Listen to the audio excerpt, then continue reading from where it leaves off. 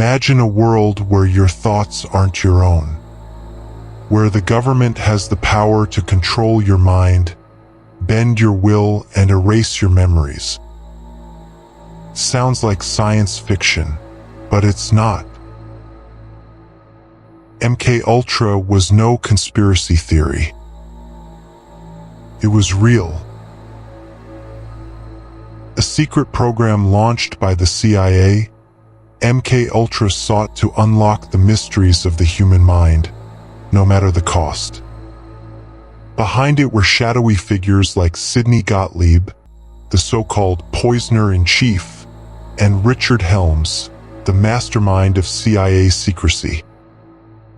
Together, they led one of the most controversial programs in modern history.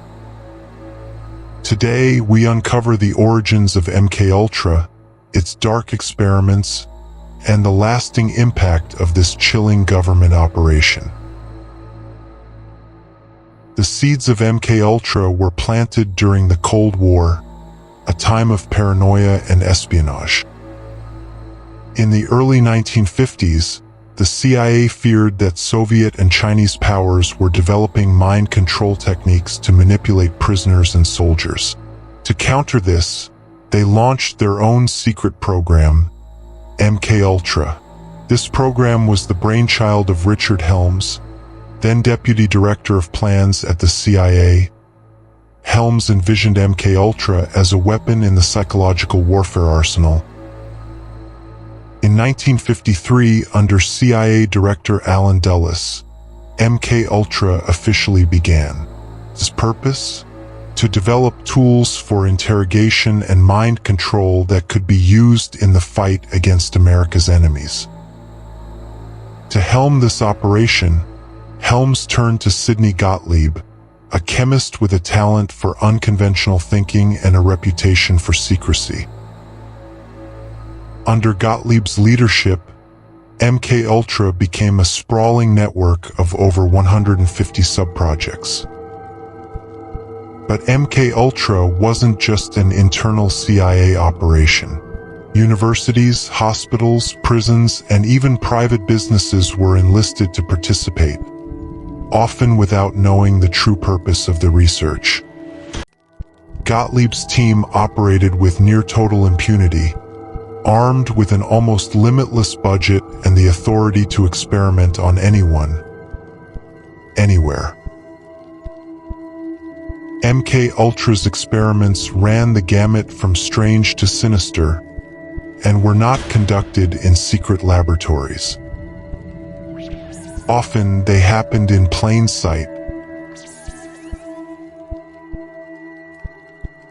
At the program's core was the use of LSD, a powerful hallucinogen that Gottlieb believed could act as a truth serum or even rewire the human mind.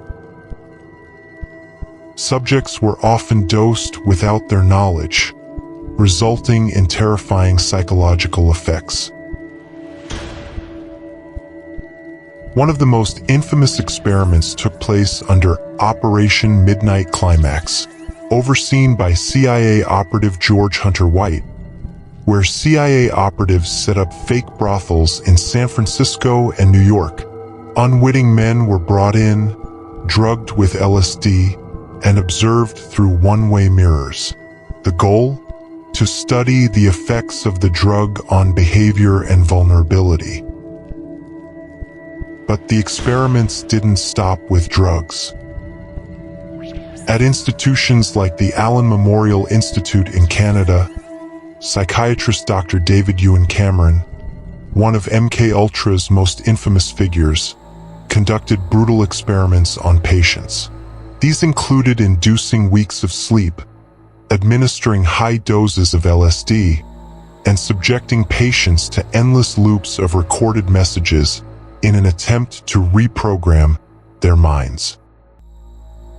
Cameron's methods, known as psychic driving, left many patients permanently damaged. Yet, these experiments were funded by the CIA as part of MKUltra's efforts to unlock the secrets of the human psyche. The ethics of these experiments, non-existent. Consent was rarely given, and the psychological toll on subjects was devastating. For 2 decades, MKUltra remained one of the CIA's deepest secrets. But in the aftermath of the Watergate scandal, its secrets began to unravel, as journalists and whistleblowers began to uncover evidence of CIA misconduct. In 1975, the U.S. Senate launched the Church Committee, an investigation into illegal intelligence activities by the CIA, FBI, and NSA. The hearings uncovered a staggering array of abuses, including the existence of MKUltra. Senators questioned figures like Sidney Gottlieb and former CIA Director Richard Helms, demanding answers about the program's scope and ethics.